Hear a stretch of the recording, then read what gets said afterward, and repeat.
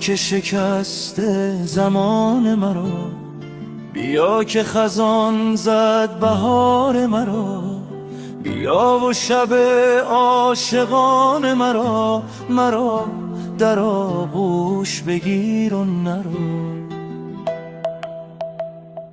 باز از تو من می نویسم که برگردی، رفتی ندیدی که با من چه ها کردی. با آشنایت غریبانه تا کردی، سرت دیگر روی شانه من نیست، دلت جلده آشیانه من نیست. تو رفتی و این خانه من نیست.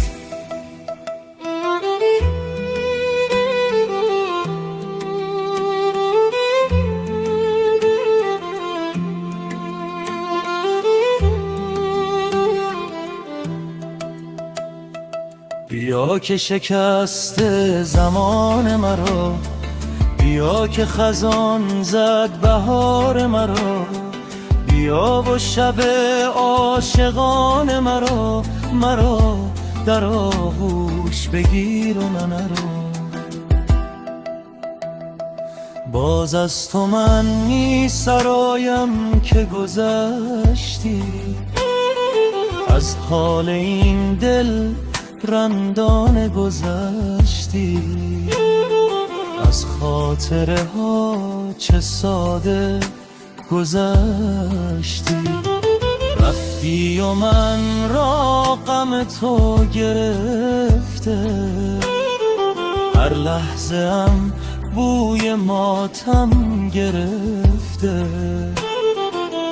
دلم بی بهونه پیشت جا گرفته. سرت دیگر روی شانه من نیست، دلت جله آشیانه من نیست. تو رفتی و این خانه من نیست. بیا که شکست زمان مرا، بیا که خزان زد بهار مرا، بیا و شب عاشقان مرا در آغوش بگیر و نرو.